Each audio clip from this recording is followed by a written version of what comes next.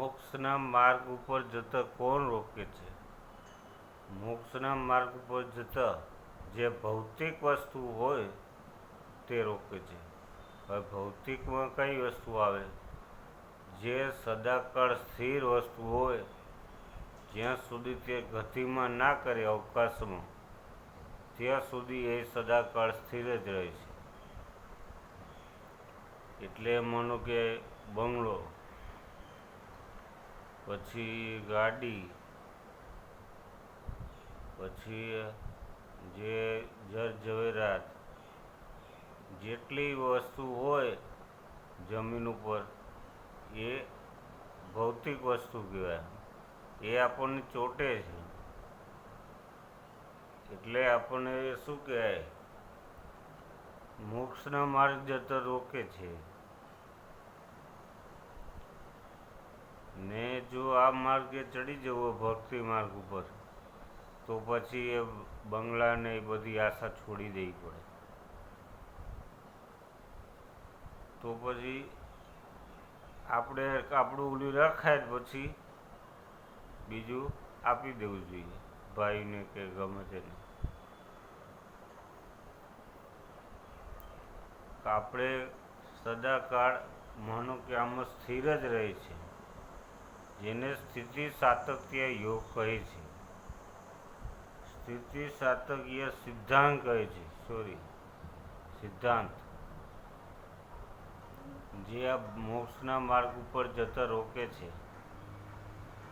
ને અવકાશ તરફ જ્યાં સુધી ગતિમાન ચીજ અવકાશ તરફ ના કરે ત્યાં સુધી તે સ્થિર થતી નથી. પૃથ્વી કેન્દ્રીય બિંદુ, જે આ પૃથ્વીનો બિંદુ હોય કેન્દ્રીય, તે તરફ ગતિમાન કરી શકતી ખેંચાણ પોતાના તરફ આકર્ષાય છે. તેથી ગતિ રોકાય છે અને અટકાય છે. આ ગતિ રોકાય છે ને પછી અટકાય છે ને તે અવરોધાય છે. છેવટે અહીંયા આવીને શૂન્ય થઈ જાય છે. તે પદાર્થ પાછો પૃથ્વી ઉપર પડે છે. કારણ કે આ જે ખેંચાણ રહ્યું એ પૃથ્વીનું નથી. આ નિયમ આદિ ભૌતિક વિજ્ઞાન કામ કરે છે. ને આપણા ચૈતન્યનું આવું આકર્ષણ કામ ખેંચાણ છે. ચૈતન્ય આપણો જે આત્મા છે એનું ખેંચાણ છે. પરંતુ તે ખેંચાણ પૃથ્વીય કેન્દ્ર બિંદુનું નથી. કારણ કે ખેંચાણ આપણી ભૌતિક આસક્તિઓનું છે.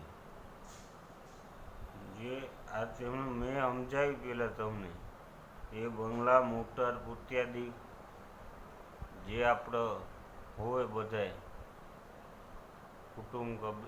કુટુંબ કબીલા, એ તરફ આકર્ષાય છે. એ ભૌતિક વસ્તુમાં આવે છે ને એનો બોજ ઇન્દ્રિયોના વિષયો તરફ આસક્તિ યોજાય છે અને મોક્ષ તરફ જતા માર્ગને રોકે છે.